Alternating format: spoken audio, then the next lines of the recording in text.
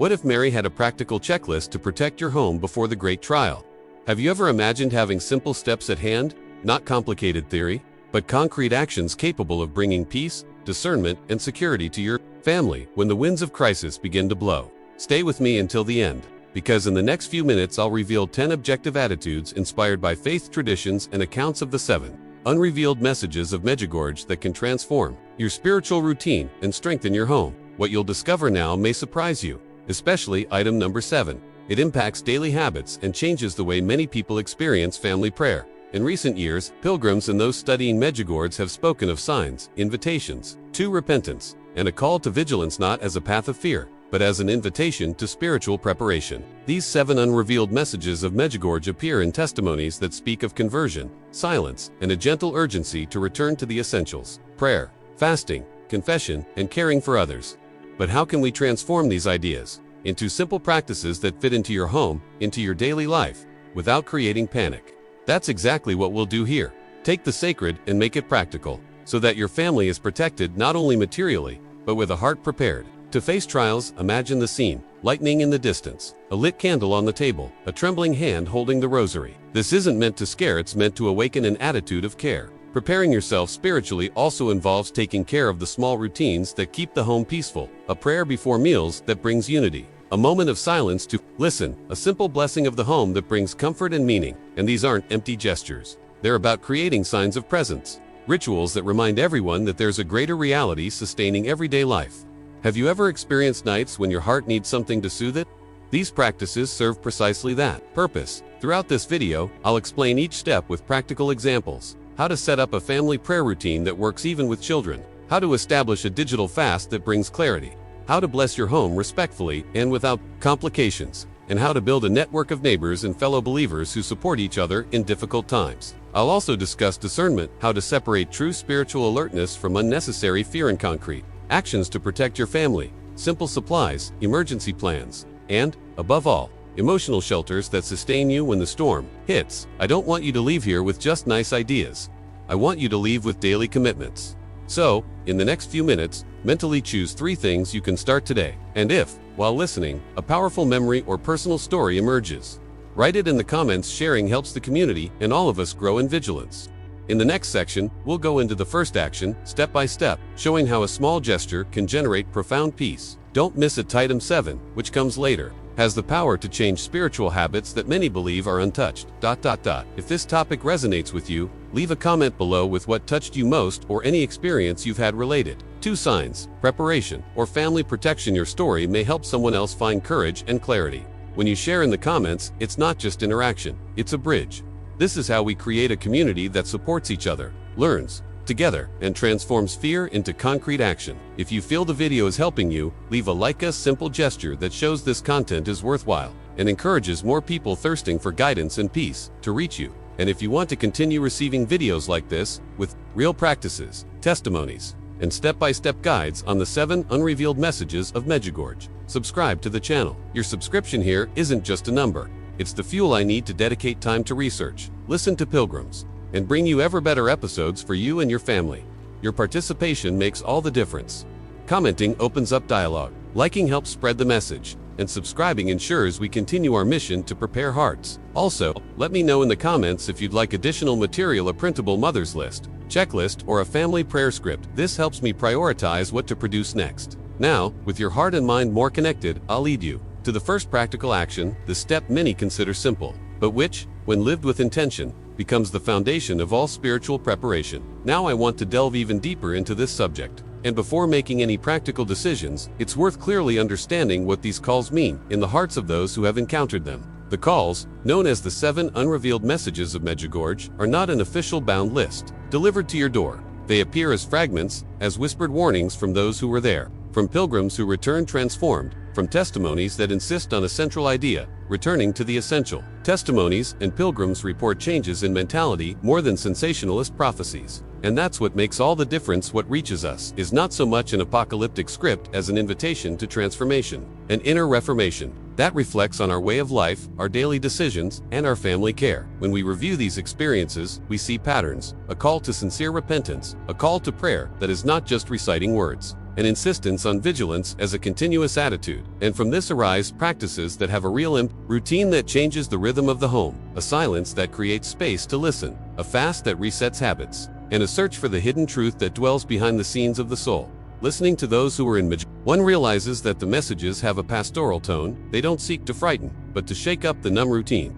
They speak of conversion, of small gestures that, combined, have a profound impact on the spiritual journey. There are reports of people who, after a simple experience of silence and prayer, made difficult decisions, forgave, changed jobs, reordered priorities, and said they no longer viewed faith as occasional entertainment, but as a daily commitment. This transformation isn't automatic. It requires discipline, a change of mindset, and a willingness to follow a path that often requires giving up immediate comfort. And this is where the practical power of the messages comes in. They function as a spiritual exercise manual for times of trial, with recommendations that, when put into practice, transform the home into a place of peaceful resistance and clarity. It's not uncommon to also hear about the communal aspect of the messages. Pilgrims report that the experience in Medjugorje reinforced the idea that no one is saved alone, that forming support networks, caring for neighbors, participating in small prayer groups, and sharing resources are part of the wisdom shared. In the accounts, this communal focus transforms the meaning of preparation. It's not just stocking up on supplies or preparing a kit. It's building emotional and spiritual refuges where difficult decisions can be made with composure, where fear gives way to solidarity. The unspoken messages then operate on two complementary fronts. The interior resuming deep spiritual practice, the relational strengthening bonds so that family and community are not islands in the storm. Another layer that emerges in the accounts is that of discernment. Amidst so many voices and information, pilgrims and spiritual leaders who faithfully follow these movements teach us to distinguish between alarm and true warning. Discernment requires silence, a careful reading of the signs, and a humble attitude that avoids hasty judgments. Often, the hidden truth does not come in a spectacular flash, but in small inner convictions, a persistent sense of urgency to reconcile, an intuition to protect someone, a gentle nudge to prioritize prayer and confession. The practice of discernment, therefore, is a skill that is cultivated through simple habits, moments of recollection, dialogue with trusted people, and attention to the fruits of decisions. Peace, unity, and charity are reliable signs that one is on the right path. Speaking of practices, the reports offer concrete recommendations that are repeated, regular, and intentional prayer.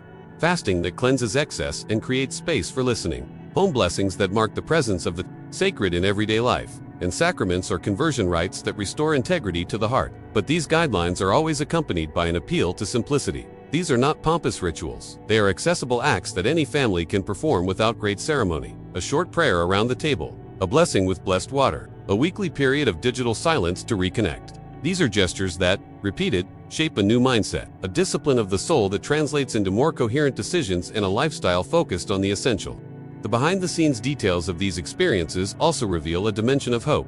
It's not just about avoiding future evils. It's about restoring what was lost in the rush of everyday life. Generosity, listening, presence. Pilgrims tell stories of unexpected reconciliations, of families reunited in the silence of prayer, of people who discovered an inner strength they never knew existed. These small revelations, taken together, create a healing effect that goes far beyond material, heals relationships, habits, and direction. Therefore, the messages impact not only what we buy to prepare ourselves, but also who we become as a community and as individuals in the process of conversion. At the same time, it's important to recognize the sensitivity of approaching something that involves faith and personal experience. Not everything fits into rational categories. There are mysteries, signs, and stories that defy easy explanations. The approach I propose here is pragmatic and welcoming, accepting stories as starting points for a journey of transformation, testing practices that make sense in the family context, and cultivating a mindset of openness and humility in the face of mystery. Acting prudently isn't about hesitation, but rather choosing consistent steps that produce fruits of peace and unity, even in the face of uncertainty. Now I want to delve even deeper into this topic, bringing vivid examples of those who applied these principles and felt the change, stories that show decisions made in the heat of everyday life, transformations that seemed small but were decisive, intimate revelations that reordered priorities and rebuilt homes. These narratives help connect theory to the concrete practices we'll see below, and show how the hidden truth of the messages can emerge in the simplest gestures, generating a lasting impact on each family's journey. Comment below, I'm on this journey too. Now I want to delve even deeper into this subject, and begin with the place where all preparation truly begins, within. Preparing for a prophetic trial isn't just about accumulating supplies or memorizing prayers. It's about training a new mindset, adjusting daily decisions, and cultivating an inner space where the hidden truth can clearly manifest.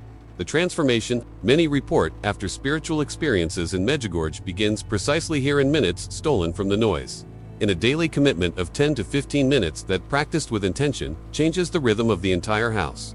Imagine setting aside just 15 minutes in the morning or evening. Sit in a quiet corner. Light a small candle if it helps signal to your body that it's time to slow down. Take 3 deep breaths to anchor the present, and then open with a psalm or a short text that touches your soul. Read slowly, let the words reverberate, and then retreat into silence, not empty silence, but attentive silence that listens. For 2 or 3 minutes, ask for discernment about a decision of the day. Ask for protection for those in your home. Ask for clarity about priorities. Finish with a quick examination of conscience. What do I need to adjust today in my posture, my reactions, my choices? This small practice, repeated faithfully, is a mental exercise that realigns decisions, reduces anxiety, and creates a visible impact on family behavior. Those who have experienced this report feeling peace, even in crises. It's not magic. It's a discipline of the soul that bears fruits of serenity.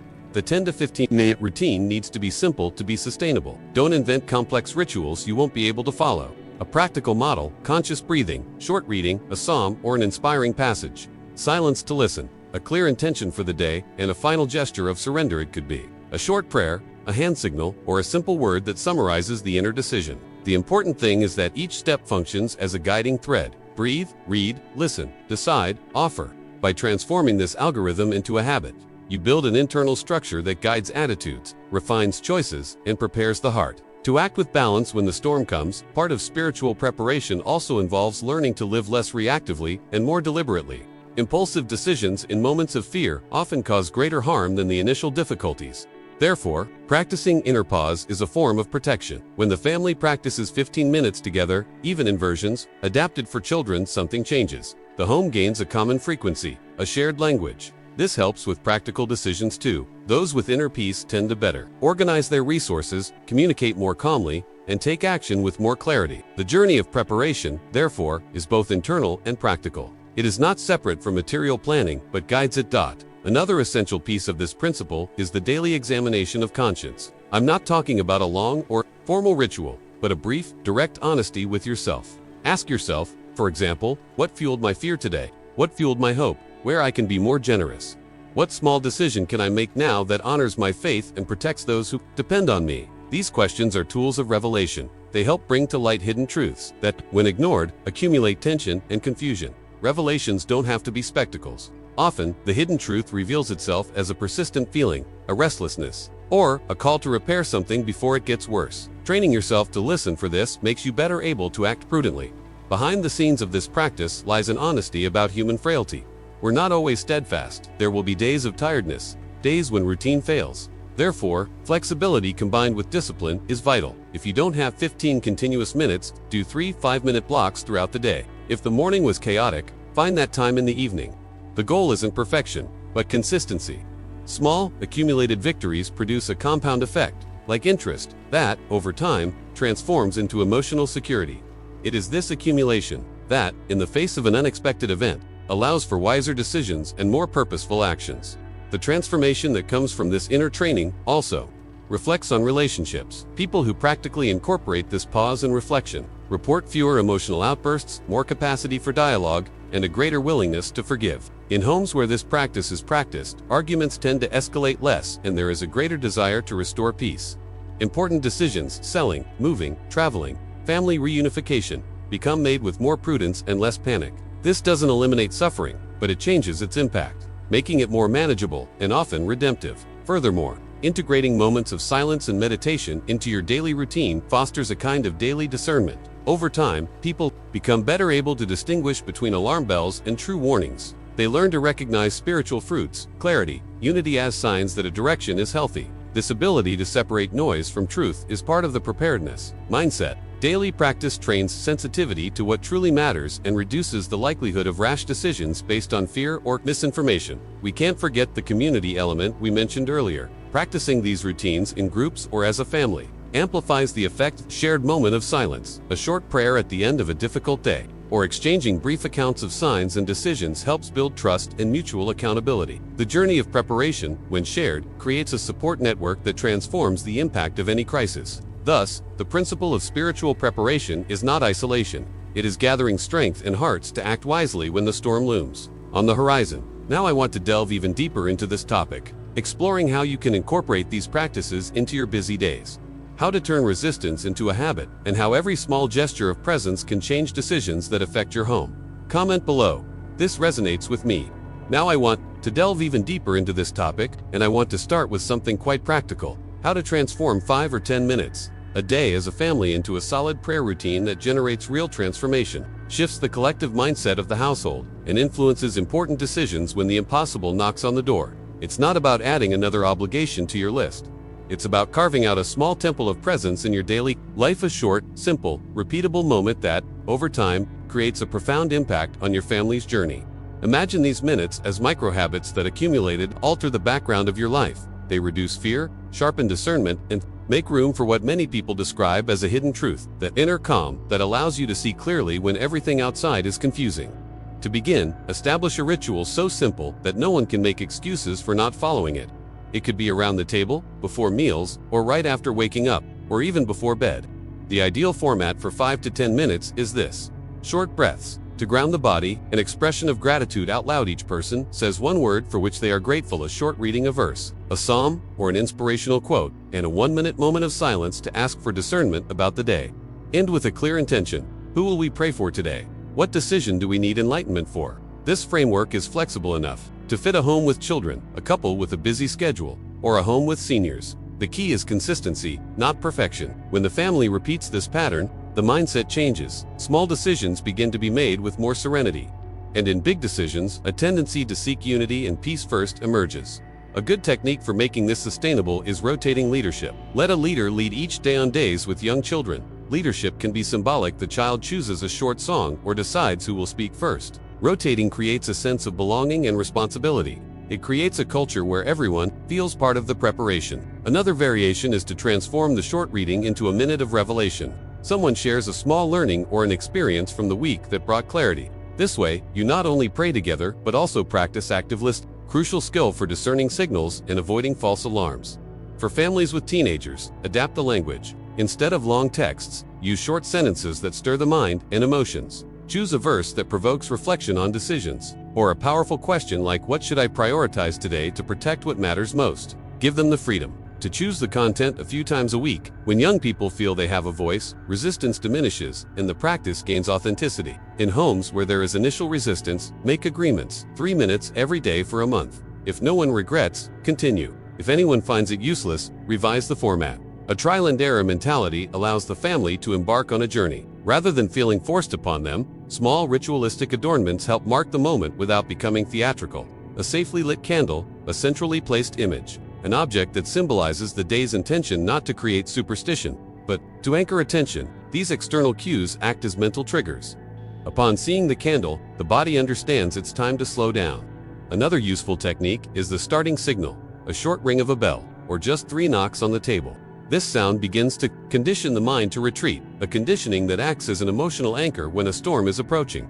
The practice of family prayer, even brief, has practical effects. By centralizing intentions and requests, families report greater cohesion, fewer hasty decisions, and a heightened sense of mutual responsibility.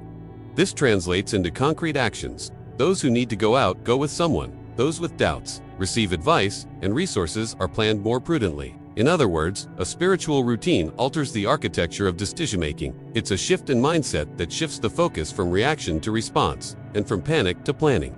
The transformation happens gradually, almost imperceptibly in daily life, until a crisis event reveals how much that inner discipline has made a difference. Not no less important is the practice of silence within this routine. Many families jump straight to words and requests without taking a moment to listen. This attentive silence is where the hidden truth often reveals itself. An intuition about a person, a suggestion for a decision, a sudden conviction to forgive. Teaching the family to embrace this silence is teaching them to trust in something beyond the immediate. Listening generates discernment. Discernment guides decisions. Well-made decisions reduce harm and expand possibilities for growth. 2. Integrate this into busy days. Use the microblock rule. If you don't have 5 continuous minutes, break it into 2 or 3 2-3-minute blocks, spread throughout the day. This could be a minute of gratitude upon waking, 2 minutes of reading in the afternoon, and a minute of silence before bed. The goal is consistency. Another practical strategy is to associate the ritual with a predictable event. Main meal of the day, brushing the kids' teeth, the last call before leaving the house. Simple associations turn practice into a habit with less willpower. Emotionally, all this discipline fosters the construction of inner refuges. When the home has stopping points, moments of prayer and listening, people learn to return to center. More easily, this reduces the effect of sensationalist news, hectic social media, and external narratives that try to dominate the imagination. Routine creates psychological immunity, not against suffering, but against panic detached from meaning. This immunity allows for decisions more aligned with family values and the vocation of protection. There's also a role model effect. Children who grow up seeing 5 minutes of family prayer tend to incorporate rhythms of presence and responsibility into their personal journeys. This mindset shift isn't just among parents, it's generational, and it has a lasting impact on the choices these children will make later in life, on the priorities they will bring to their own families and communities. As you organize this small domestic temple, remember that there's no single right model. What matters is intentionality, repetition, and adaptation to the context. If the gesture is coherent and purposeful, it bears fruit. And if you're unsure about where to begin, return to simplicity. Breathe, give thanks, read, listen, decide. Now I want to delve even deeper into this topic, exploring concrete variations of this practice for small homes, for professionals who work nights, and for families where faith is expressed in different ways. Comment: this makes sense to me. Now I want to delve even deeper into this subject, because spiritual preparation isn't limited to family prayer. It also manifests itself in the body and mind, in the way we use our time and deal with the excess that modern life thrusts upon us. This is where the value of fasting comes in, and not just fasting from food, which is already well known, but also digital fasting, which is one of the greatest challenges of our generation. If stopping eating for a few hours already seems difficult, imagine turning off your cell phone, computer, and TV in a world that bombards us with notifications all the time. But it's precisely this silence that can open space for impressive clarity. Fasting, when understood correctly, is much more than deprivation. It is a conscious choice. It is not a punishment, but a gesture of freedom. It is as if we say to the body and mind, I am greater than my impulses. This gesture changes our mindset, because it reminds us that we are capable of making deliberate decisions and not just reacting to automatic desires. Many people report that, by practicing a simple 12-hour fast once or twice a week, they began to experience inner revelations, insights into relationships, creative ideas for solving long-standing problems, even a sense of emotional lightness they had not felt in a long time. Body and soul align when we take a break from the routine of automatic consumption. Now, if fasting from food can be a physical challenge, digital fasting is an emotional one. It reveals our dependence on external stimuli and confronts us with the discomfort of silence. But that's precisely where transformation happens. Try setting a practical challenge. From 8 p.m. to 7 a.m., turn off all screens for 3 days a week. At first, it will seem impossible. You'll feel the urge to check social media before bed, or check one last notification, but resist. Use this time to read something that elevates your mind, to write down your intentions for the next day in a notebook, or even to simply spend time with your loved ones without rushing. This practice not only clears your mind of unnecessary information, but also creates a rare opportunity for meaningful conversations and true rest. Those who have done this type of fasting report something curious. After a few days, dreams become more vivid, as if the unconscious finally has a voice. There are reports of people waking up with clarity about an important decision or with peace about something that previously caused anxiety. It's as if the mind, free from the nocturnal digital noise, is able to reorganize thoughts and uncover answers that were hidden behind the scenes. This has a direct impact on the journey of spiritual preparation, because when you are more lucid, your choices become wiser and aligned with what truly matters. Digital detachment also has a practical effect on family routines. Without the constant beeping of cell phones, the house becomes quieter and the atmosphere changes. People start talking more, playing, and laughing together. This kind of environment strengthens bonds and creates memories that strengthen the family to face difficult days. Interestingly, this technological break also reveals how distracted we are, and this isn't a judgment, it's a liberating realization. When we realize how much we're guided by algorithms and external agendas, we gain more control over our own decisions. And if you think fasting is only for the very religious, it's worth remembering that it's present in various spiritual traditions and even in scientific studies on mental and physical health. It helps the body regenerate, improves concentration, and reduces stress. In other words, the benefits are comprehensive: body, mind, and spirit. The key is to start small and be consistent. There's no point in trying something extreme and giving up in the first week. Start with 1 day of digital fasting, then increase to 2, then 3 days. Turn this moment into a commitment to yourself, like a kind of renewal ritual. Another powerful thing is to associate digital fasting with a symbolic practice. Write an intention, a request, or a thank you at the beginning of the period, and at the end, write down what you felt or noticed. This simple record helps you see the evolution of your journey and shows that it wasn't just a day without your phone, but an experience of reconnection. This awareness of progress generates motivation to continue and becomes a source of strength when difficult days arrive. Now, I want to delve even deeper into this topic, exploring how these periods of fasting, both physical and digital, can become true windows of inner revelation and how you can use these moments to prepare yourself emotionally for important decisions that can change the course of your life. Write it down. I'm on this journey too. Now I want to delve even deeper into this topic and talk about something that is both simple and deeply symbolic: the blessing and protection of the home. When I speak of practices like blessed water, a cross in a visible place, and prayer upon entering the house, I'm not proposing empty gestures or superstition. I'm talking about rituals that act as emotional and spiritual anchors, small structures that shape the family's mindset and guide daily decisions. These practices come from ancient faith traditions and are corroborated by countless accounts of pilgrims and families who have made these gestures a habit and noticed a real impact on the domestic climate: more peace, more unity, less anxiety in the face of crises. Blessing doesn't promise to eliminate difficulties, but it transforms the way we deal with them, creating a space where the hidden truth of things can emerge more clearly.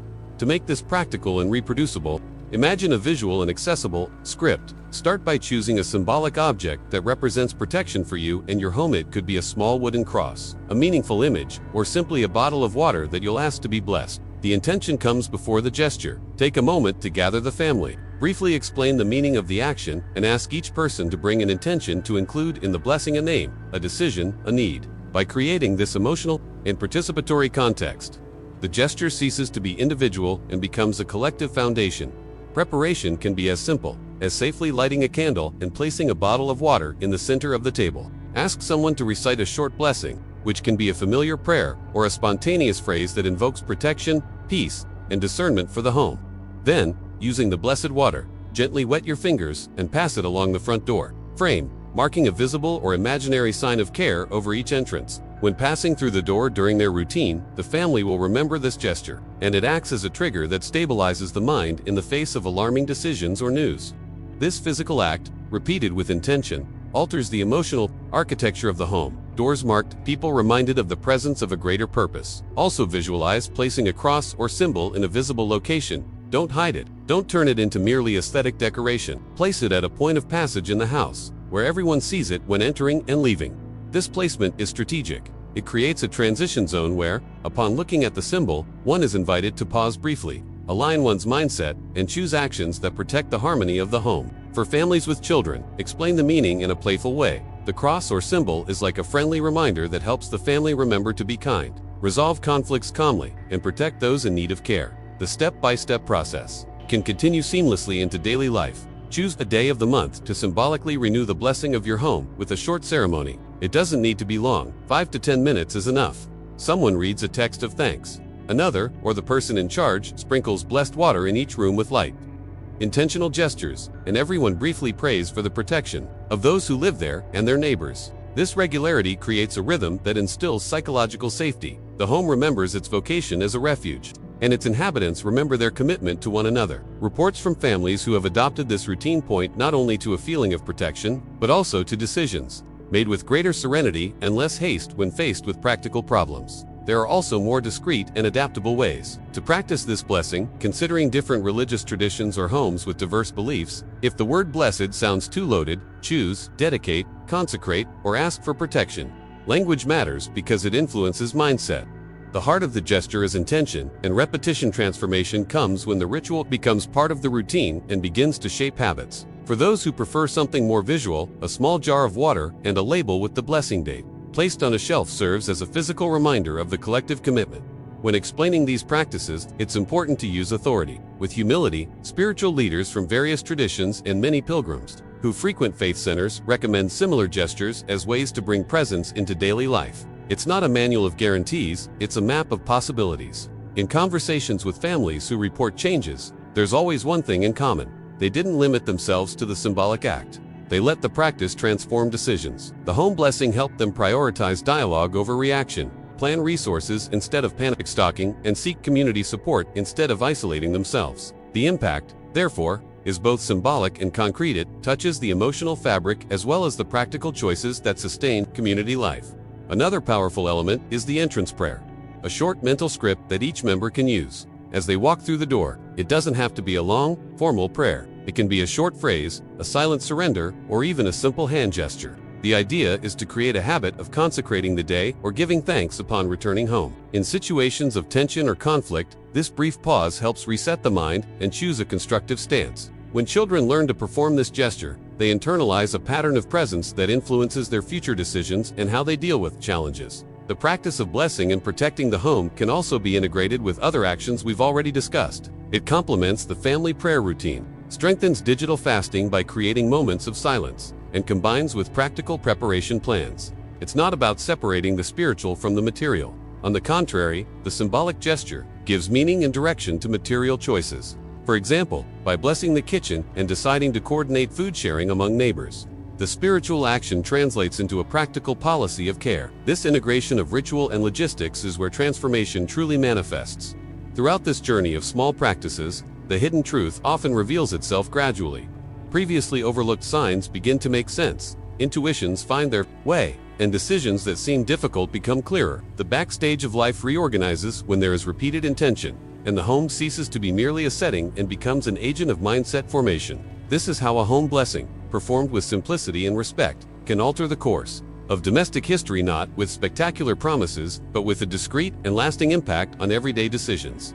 Now I want to delve even deeper into this topic, exploring visual variations of the ceremony, adaptations for small homes, and tips for including those who find these gestures awkward without forcing anyone. Comment below. This makes sense to me. Now I want to delve even deeper into this topic, because practical preparation without emotional preparation is like building a shelter.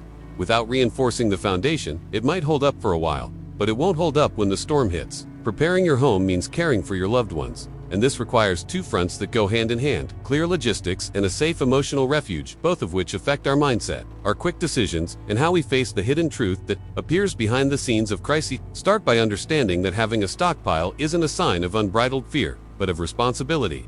Think about water for 7 days, a first aid kit with basic necessities, essential medications for those who require ongoing treatment, a portable charger and extra batteries, a reliable flashlight, non-perishable food items that the family actually consumes, and important documents gathered in a waterproof envelope.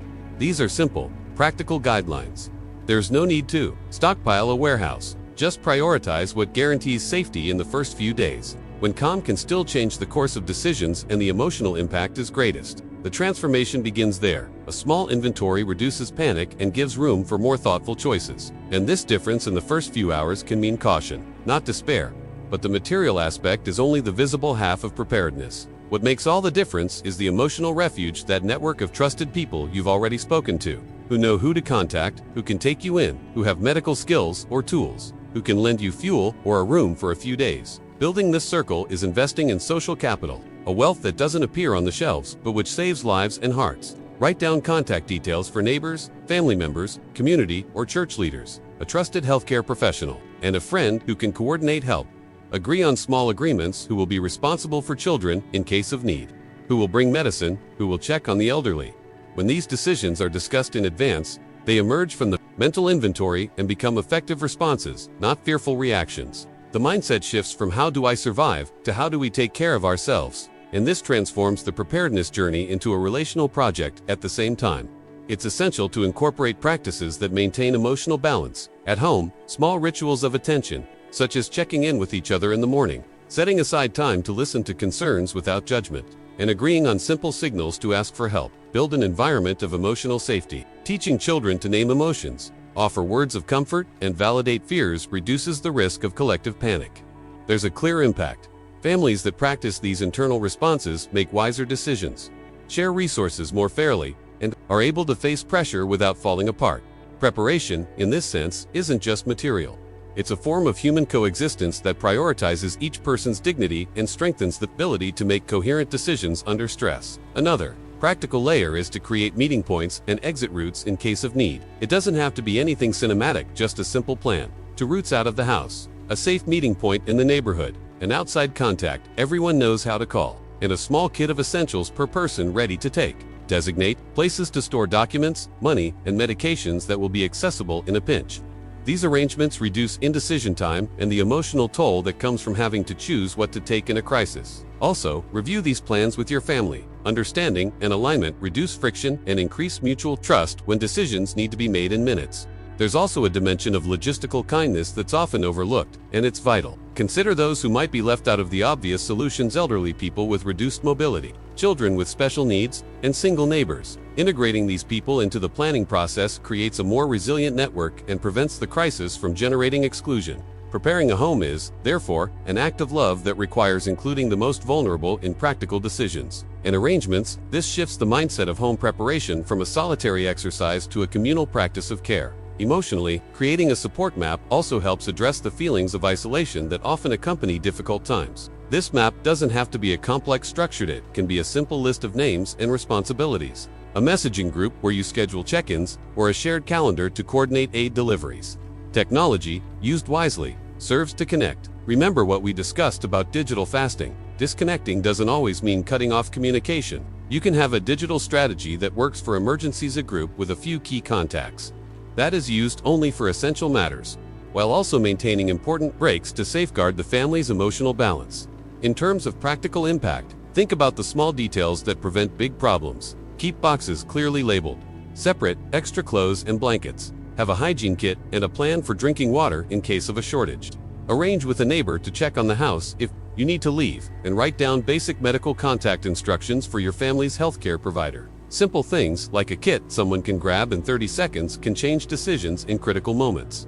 This is the art of preparedness, reducing emotional friction when action is needed. Don't underestimate the symbolic power of these preparations. Seeing an organized shelf with supplies, an envelope with ready documents, and a group of people lined up brings a sense of order that calms. External order contributes to internal order. This isn't superstition, it's practical psychology. And it's also a way of expressing care for those you love, a concrete gesture that communicates value, protection, and commitment. These actions repeated cultivate a mindset of responsibility and compassion that transforms how a family responds to challenges. When planning, maintain flexibility. Review stocks every 3 months, update contacts, and adjust kits according to the needs of children and the elderly. Planning also involves deciding to revisit and adjust, because the preparation journey is dynamic. The secret lies in consistency and the humility to adapt what works.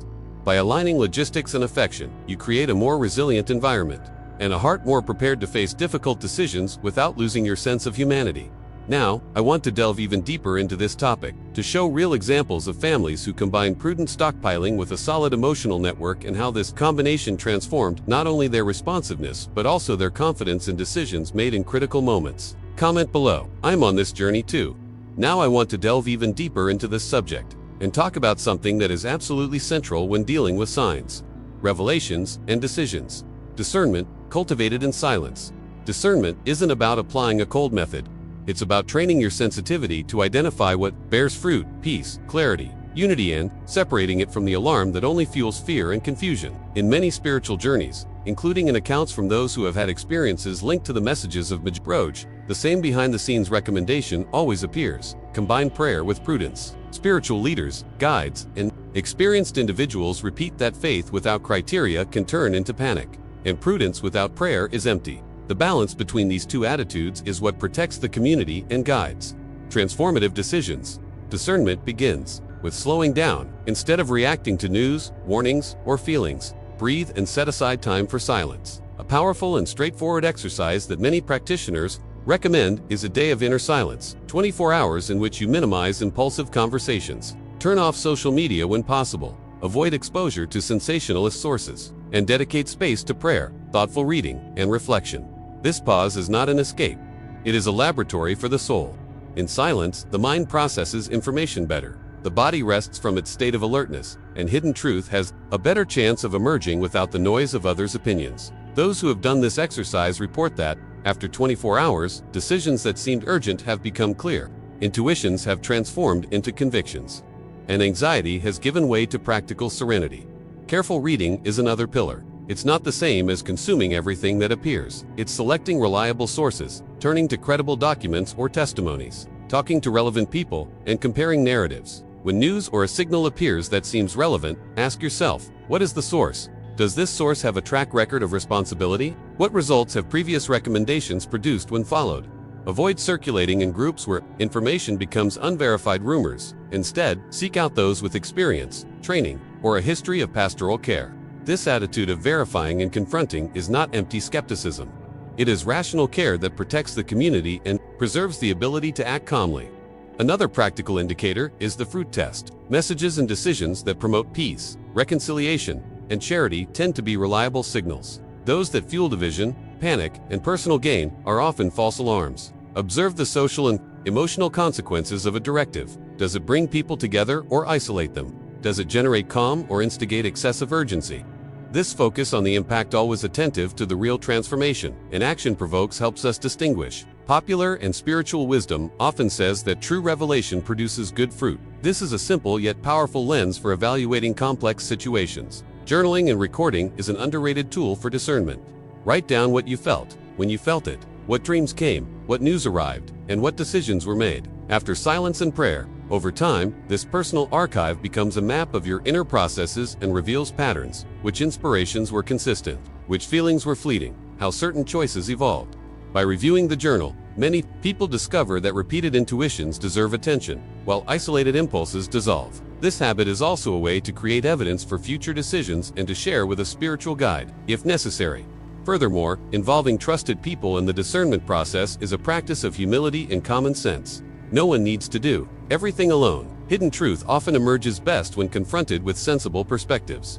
Talking to a spiritual mentor, a community leader, or an emotionally balanced friend helps avoid mistakes due to excessive self-assertion. These interlocutors don't replace your personal responsibility, but they offer mirrors that reveal blind spots and broaden your vision. Important: choose someone with a history of balance and generosity, not just someone who confirms your own anxieties. Another practical exercise: use the criterion of time before acting on high-impact decisions. If a piece of advice causes an immediate emotional shock, wait at least 24 hours of silence and prayer before taking definitive action, such as moving to a new city, selling assets, or taking radical measures. This time isn't indecision. It's a strategic approach that protects against regrets generated by impulsive reactions. Practicing careful delay transforms hasty decisions into thoughtful choices, and this has a direct impact on the quality of responses in times of crisis. It's also essential to practice inner questioning. Ask yourself honestly about your motivations. Am I acting out of fear or love? Does my decision prioritize unity and the common good, or does it fuel anxiety? This examination of conscience isn't self-condemnation, it's lucidity. When motivation is clear and guided by good, the courage that emerges is firmer and less prone to reversals. A prepared mindset combines faith with emotional responsibility, and this changes how we experience crises and revelations. In practical terms, I recommend a simple and flexible sequence. Receive the information, immediately slow down, seek a time of silence and prayer, record your impressions, consult the trusted people, and only then make a decision based on clear criteria. This sequence is not a magic formula, but a routine of discernment that reduces the risk of error and increases the likelihood of a positive impact. Spiritual leaders who accompany communities during times of tension repeat this guidance because it works. It combines openness to revelation with filters that prevent the spread of unwarranted alarm. Finally, remember that discernment is a skill that can be learned. The more you practice silence, careful reading, and consultation with wise people, the sharper your perception becomes. Instead of seeking spectacular signs, train yourself to notice small confirmations, a lasting sense of peace, advice that resonates across multiple sources, or the convergence of reliable information. These confirmations, taken together, form a pattern of trust that validates larger steps. Discernment is ultimately a dance between courage and prudence, between transformation and constancy, between intimate experience and communal responsibility. Now I want to delve even deeper into this topic, exploring specific exercises to train this sensitivity in everyday life, such as mini silent retreats, guided readings, and journaling practices that help reveal hidden truth without being overcome by fear. Comment below. This resonates with me. Now I want to delve even deeper into this topic, because no individual preparation lasts long without the support of a community that thinks together. decides together, and cares together. Strengthening ties with neighbors and the church isn't just a good practical idea. It's a mindset shift that transforms fear into shared responsibility and completely changes the impact of decisions when the storm hits. Think of the difference between a household that tries to handle everything alone and a neighborhood that already has simple protocols in place. The latter has less panic, more resources, and a greater capacity for quick, humane responses. This is the essence of community preparedness. Takes what is solitary and transforms it into something relational. Restoring dignity, courage, in order to the backdrop of crises. Start with a simple and effective gesture, creating a communication group with trusted neighbors. Today, this often means opening a WhatsApp group with 3 clear objectives: essential information, resource coordination, and security checks. But don't let this group become a rumor mill. Establish a purpose and some ground rules early on, such as who is responsible for confirming information before sharing, what types of messages are prioritized, and times to avoid unnecessary alarms. This discipline helps maintain collective.com. In addition to the digital group, arrange regular in-person meetings, a brief chat in the square, a coffee at someone's house, an occasional community vigil, because face-to-face contact truly builds trust, and trust is a valuable currency when difficult decisions need to be made. Also consider mapping talents and resources. Talking to neighbors about who has medical skills, who has a car with a trailer, who has tools, who can temporarily shelter children, who has a generator or extra storage space creates a human inventory that doesn't appear on grocery lists. This small mapping process changes everything. Instead of each family trying to solve problems alone, the community builds a support network that makes decisions more practical and less painful. A neighbor who is a nurse can coordinate a small first aid course. A man on the street can offer a space to store water. Families with limited space can organize storage rotations. These solutions, besides being practical, generate a sense of belonging and show that true protection has a human face. Integrating the church or a local faith center is another decisive step. It doesn't have to be a cold, institutional gesture. Treat the church as a natural partner in building emotional and logistical refuges. Prayer groups coordinated with leaders who understand the practical reality can combine vigil when the community gathers to pray and, at the same time, to assess concrete needs and organize a schedule of visits to the elderly, temporary shelters, or basic psychological support. Spiritual leaders who know the community can also act as mediators in moments of tension, helping to transform fear into dialogue and guide prudent decisions. This symbiosis between spirituality and logistics reinforces the mentality of collective care and prevents preparation from becoming a solitary exercise. Anonymous stories help us understand the power of this arrangement. I know of a simple story, repeated by several sources. During a severe storm, a street with a well-connected group of neighbors managed, within hours, to open a shelter at the local church, share supplies, and coordinate assistance for an elderly couple living alone. What saved the day wasn't a grand government plan, but the mutual trust built over months of meetings and simple communication. Another story circulating is of a small community that, by combining prayer vigils with skills mapping, discovered a volunteer with electrical training. When the power went out, they were able to organize shifts to charge cell phones and maintain a light point for those needing refrigerated medicine. These narratives show that what we often call preparedness is more about who transforms along the way than what accumulates on the shelves. Concrete projects help transform intentions into actions. Create short, periodic vigil routines where the community gathers for a moment of prayer and to check on a practical item: water supply status, who needs medication, who is isolated. Also, create a check-in system for sensitive times, such as late nights or weekends. Establish alternative meeting points and simple evacuation routes shared by everyone. Practice first response skills together, such as basic first aid, generator handling, and nighttime event safety. Don't underestimate the value of training. Quick simulations reduce indecision and ensure decisions move from intention to action. Trust built this way requires healthy boundaries. Also, establish standards of privacy and respect. The goal isn't to intrude, but to be available. Avoid gossip. Keep communication focused on support and ensure that personal information circulates only among those who need to know. Maintaining this balance preserves people's dignity and strengthens the group's credibility. Furthermore, consider ways to be inclusive, involving young people, women, and older adults in coordination creates a diversity of perspectives and increases responsiveness. The community that prepares together is almost always the community that learns to make wiser, less reactive decisions. Another powerful dimension is the solidarity economy, organizing voluntary supply sharing, teaming up to buy items in bulk at a discount, and creating a community fund for simple emergencies. All of this reduces the emotional toll of the crisis and increases the sense of control.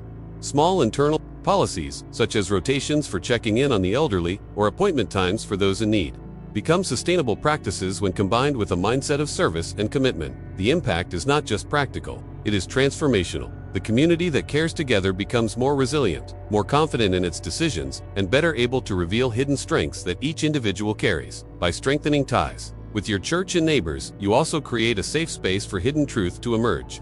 In trusted groups, people feel comfortable talking about intuitions, dreams, and signs. And this sharing, when carefully filtered, can be a source of useful insights. What might otherwise be an isolated feeling becomes valuable data when many voices converge. This is the beauty of community preparation. It transforms individual perceptions into collective knowledge, and this knowledge guides decisions more accurately. Now I want to delve even deeper into this topic, exploring how to set up a simple communication protocol, how to practice practical skills in short meetings, and how to create care routines that work even in small communities. Comment below. I'm on this journey too. Now, I want to delve even deeper into this topic and talk about something that, for many people, is the linchpin that transforms fear into confidence and preparation into peace. Sacramental life and practical repentance. When I say sacramental life, I'm not limiting myself to an empty ritual. I'm talking about practices that have the power to reorient mindsets, influence decisions, and create a real impact on a family's journey. Confession, communion, or equivalent practices according to your spiritual tradition function as points of inner recalibration. They are moments where the hidden truth of one's heart is exposed, where limitations are named, grace is received, and the commitment to live with integrity is renewed. This has concrete effects. People who return to the sacraments report greater clarity in important choices, less tendency to panic, and a sense of peace that changes the tone of daily actions. This is preparation with the soul, not just logistics. Start by recognizing that sacramental practice isn't just for when everything blows up, it's a formative discipline. A practical and straightforward step is to schedule a confession in advance. Mark a specific date on your family calendar. Explain to your neighbors why you're making this gesture and prepare for it with a brief examination of conscience. The examination can be brief. List the daily attitudes that need transformation, thoughtless words, postponed decisions, neglect of others. Recording this on paper helps make the revelations clearer. When you go to confession or a similar meeting, take these notes. At the end, treat the guidance you receive as strategic guidelines for changing habits, small penances, practical decisions to make amends, commitments to conversion. Scheduling and following through creates a rhythm of accountability and transforms repentance into concrete action. Resuming the sacraments can also involve regular gestures, even short ones, a spiritual communion on days when full participation isn't possible, a prayer of surrender upon waking, an hour a week dedicated to spiritual reading and silence. These practices keep the heart aligned and make decisions more coherent. If your tradition has a sacramental calendar, use it as a map to organize your home life. Days of light fasting before important celebrations, moments of communal confession, periodic retreats. Adherence to this rhythm creates a disciplined mindset that is reflected in practical choices. When the home is structured by meaningful rites, the family tends to respond with more serenity and security to unexpected events. There's also an aspect of personal formation that can't be underestimated. Spiritual guides or directors of conscience. Seeking someone with experience is a strategic move. There's no need to complicate things. Schedule a 30-minute conversation with a guide available in your community. Share your doubts and fears, and ask for practical suggestions for integrating sacraments into your routine. Often, a word from someone who guides you brings behind-the-scenes revelations. A suggested reading, a prayer practice adapted to your context, a short penance focused on what you truly need to transform. This accompaniment makes the conversion process less isolating and more effective. Daily conversion prayer is another powerful tool. I'm not talking about long formulas, but rather short, intentional phrases that can be repeated as a family. Words that invite change, reparation, and openness to grace. A simple example: before meals, in addition to gratitude, there could be a short request for conversion through a specific action. Lord, help me listen more today, or give me courage to do what is right. Repeating intentions like this shapes attention and changes decisions. Small, repeated convictions transform mindsets and guide behaviors throughout the day. It's like watering a plant. Every day produces growth. Also plan community sacramental moments. Participating in celebrations with other families. Maintaining a habit of group confession when possible, and participating in retreats or conversion meetings creates a network that amplifies the fruits. The community experience brings accountability and enthusiasm. Seeing others commit motivates and helps maintain discipline. Furthermore, group communion strengthens the practical impact. collective decisions, mutual aid agreements, and testimonies create an environment where preparation ceases to be isolated and becomes a shared life project. On a practical level, one proposed concrete and actionable steps. First, schedule a confession or counseling meeting within 30 days. Second, incorporate a 2-minute daily conversion prayer into your family routine. Third, choose a sacrament or rite that you can resume within the next month and publicly commit to it within your family or trusted group. Fourth, keep a brief record of the changes you notice: less anxiety before making decisions, greater calm in discussions, greater clarity of priorities. These small actions, repeated with intention, have a compounding effect. Transformation happens gradually, and the mindset shifts from reactive to responsible. It's essential to say calmly and with light authority, sacramental life isn't a promise of freedom from problems, but a path that prepares the heart to face them with dignity. Hope is central here. It's not just fear, it's preparation that brings peace. When sacramental practices become part of daily life, painful decisions lose their tone of despair and become choices imbued with meaning, community, and responsibility. This approach comforts, guides, and produces visible results in domestic relationships and practical choices. Finally, realize that practical conversion also involves repairing relationships and acting with concrete charity. Sacraments require gestures, asking for forgiveness, offering support, restoring what was lost. Integrating these actions into family planning transforms spiritual preparation into effective service. That gesture of repentance that manifests itself in practical care for a neighbor, sharing supplies, or supporting a sick family member is a sign that faith has become a decision, not just a feeling. Now I want to delve even deeper into this topic and share concrete examples of simple ways to integrate confession, communion, and daily prayer into the busy schedule of a modern family. With tips for adapting these practices to those who work shifts, have young children, or live in a multicultural environment, comment below. I'm on this journey too. Now I want to delve even deeper into this topic. And before I move on, it's important to bring it all together into a single image so that your mind, deep down, can transform intention into concrete action. Think about it. You've already walked the path of inner attitude, silence, examination of conscience, a brief prayer routine. You've gone through fasting and digital detachment that cleared the noise. You've embraced the blessing of your home as a practical sign of protection. You've organized your supplies and an emotional refuge. You've practiced discernment in silence and strengthened the community around you. And you've also returned to centralizing sacramental life. All of this isn't a separate fragment. It's an integrated system of transformation that shifts mindsets, guides decisions, and reveals a hidden truth that only emerges when the pieces begin to speak to each other. Now is the time to condense this journey into something tangible. Your personal mom list's a small action plan that fits into your daily routine and makes a real impact on your home and your relationships. Imagine an animated checklist on the screen, 3 simple squares that fill in as you adopt habits. The first lights up when your family prayer routine becomes a habit for 3 consecutive days. The second lights up when you fast digitally for 3 nights this week. The third lights up when the practical kit and community support map are ready and shared with at least one trusted neighbor. This image helps translate transformation into a visible gesture and celebrates small victories that, when added together, make a big difference. To choose these 3 commitments, consider the balance between inner and outer, between intimate, decision, and relational action. For example, you might choose to hold 10 to 15 minutes of daily family prayer or meditation. Establish a digital fast from 8 p.m. to 7 a.m. for 3 days this week, and review your basic inventory list, 7-day supply of water, first aid kit, and collected documents to ensure your practical plan is in place. Another effective combination is to prioritize confession or a scheduled personal conversion moment. Create a communication group with neighbors, and perform a simple home blessing later this week. The important thing is to choose commitments that are achievable in your routine. Don't make the goal an extra burden. Transform it into small habits that fit without forcing it. Small steps, big difference. This is the mindset that changes the course of decisions when the storm hits, because the cumulative impact of daily life is much greater than radical measures taken under pressure. When creating your mom list, write 2 columns, one for what you'll start this week and another for what needs to be adjusted in the coming months. In the start column, list 3 clear, datable items. For example, today, 8 p.m., turn off screens. Wednesday at 7 p.m., 10 minutes of family prayer. Saturday, check first aid kit. In the adjustment column, write goals like check inventory every 3 months or organize a get-together with neighbors by the end of the month. This distinction between immediate choices and maintenance goals helps create a sustainable routine and prevents overwhelm.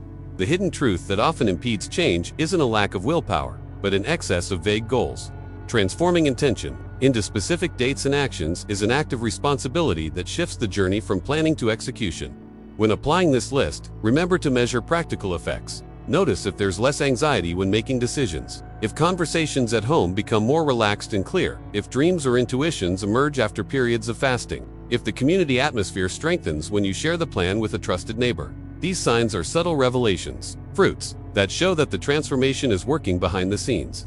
Don't underestimate small indicators: a calmer night's sleep, a discussion resolved without an outburst, a decision made more prudently are evidence of real impact. Write them down in a notebook. Recording helps consolidate the change and maintain a mindset of progress. It's also helpful to combine decisions with practices that increase the likelihood of success. Use alarms for prayer time. Set your cell phone to do not disturb mode. During your digital fast, label supply boxes with review dates and inform a friend or neighbor about your commitments to create mutual accountability. These small technological and logistical tools reduce emotional friction when taking action and transform good intentions into lasting habits. The integration of symbolic ritual and practical organization is what creates consistency. Blessing your home gives meaning to material choices. Stocks provide peace of mind, while an internal routine solidifies decisions. If your sensitivity demands variations, customize. Those with small children can reduce meditation to micro-blocks. Those who work shifts can move digital fasting to other times, and those who live in a diverse context can adapt the home blessing with symbology that makes sense to everyone. The journey of preparation is, above all, a journey of intelligent adaptation. The readiness mindset isn't rigid, it's creative. Consider the decisions that truly protect what you love and reformulate the plan until it fits your life without losing its purpose. Transformation doesn't happen overnight, but it does happen when you choose 3 commitments and repeat them with intention. As you complete this integration, imagine the animated checklist again. The 3 squares light up, generating a small biochemical shift in your body: a relief, a calm, a confidence.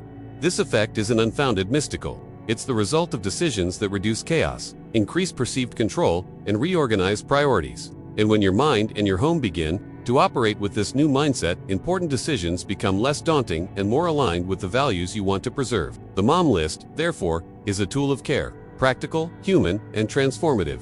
It acts both logistically and in the heart, and that's what gives it real power. Now I want to delve even deeper into this topic, showing you how to turn these 3 commitments into daily rituals and what practical adjustments to make so the change sticks over time, without weighing down your routine. Comment below. I'm on this journey too.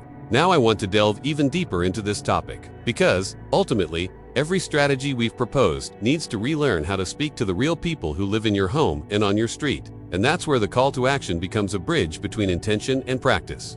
When I ask you to reflect on which of the 3 actions you'll begin today, it's not just to generate buzz, it's to transform that intention into a visible commitment, a small alliance between you and your own courage. Choosing an initial step, whether it's a 10 to 15-minute family prayer routine, the challenge of digital fasting from 8 p.m. to 7 a.m. 3 days a week, or reviewing the practical kit with 7 days worth of water and organized contacts, is the gesture that sets in motion the entire mindset of preparation, that converts abstract ideas into concrete decisions, and that activates the dynamics of transformation in the home. Think of it as a strategic decision. Small, well-made choices have a disproportionate impact on the entire journey. They change habits, alter priorities, and, over time, reveal hidden truths that previously seemed like vague intuitions. The proposal here is simple and human. Choose one of the 3 actions today and start. Tell us in the comments which one and why. Explaining the reason, even briefly, solidifies the intention and helps others find a similar path.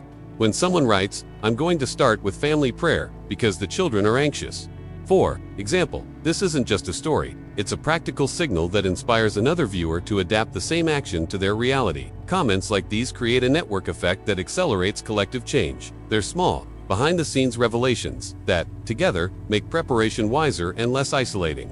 Therefore, when you share which action you're going to start today and explain why, you're actively participating in building a community of Quran. This participation has a direct impact on the decisions each family will make at critical moments. In addition to commenting, I suggest you save this video so you can refer to Mom's List whenever you need. Saving the content isn't a formality. It's creating a practical fallback point for when your routine falters.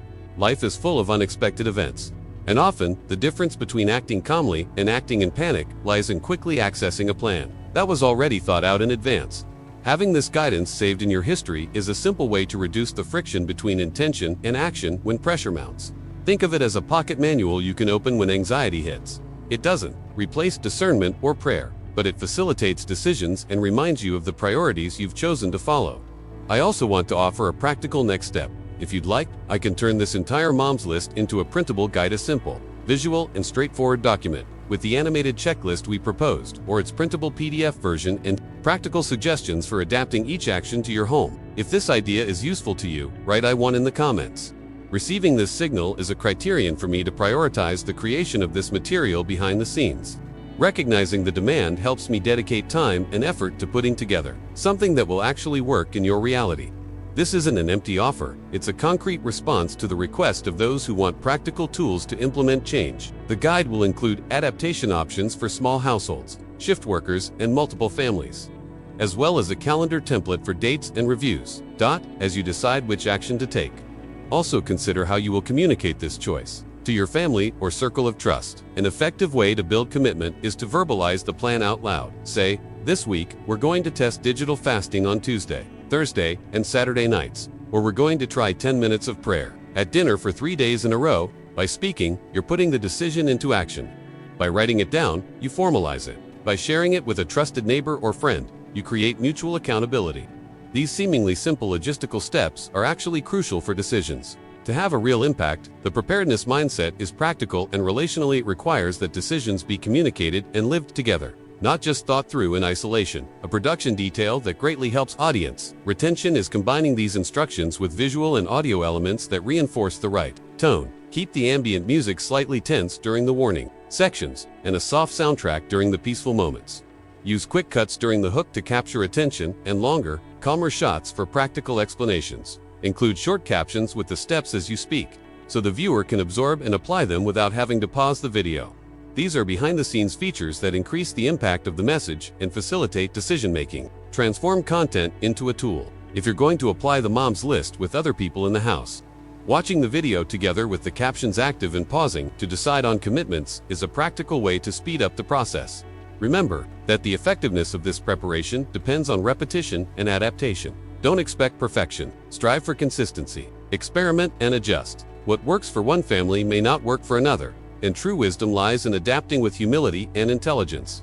When you start small and observe the effectless tension in decision-making, greater clarity in conversations, more emotional security, you confirm that the transformation is real and worth continuing. These small revelations are the fuel that keeps the journey moving and, over time, solidify a culture of preparation that protects and nurtures. So, take a moment now and decide, which of these 3 actions will you start today? Why? Comment below with your choice, and if you'd like the printable guide with Mom's List, write I want in the comments. This helps me prioritize the creation of the material and deliver something practical for you to use immediately. Comment below. This makes sense to me. If you've made it this far, thank you for sticking with MIT. Already says a lot about your intention to care for what matters most. If this content brought you clarity or touched you in any way, subscribe to the channel so you don't miss future practical conversations about preparation, faith, and transformation. The idea here is to provide real tools you can apply at home, week after week. If you want to show you've made it through, write in the comments. I'm with you until the end. I'll read it. And this helps create a community that learns together. If this video was helpful, leave a like. It's a simple gesture that signals the value of producing more materials like this, always with care and research behind it. There's a video here that complements this topic. Click and stay with me. There we delve deeper into practical itineraries and adaptations for small families and work shifts. Thank you for being here. Your step, no matter how small, already makes a difference.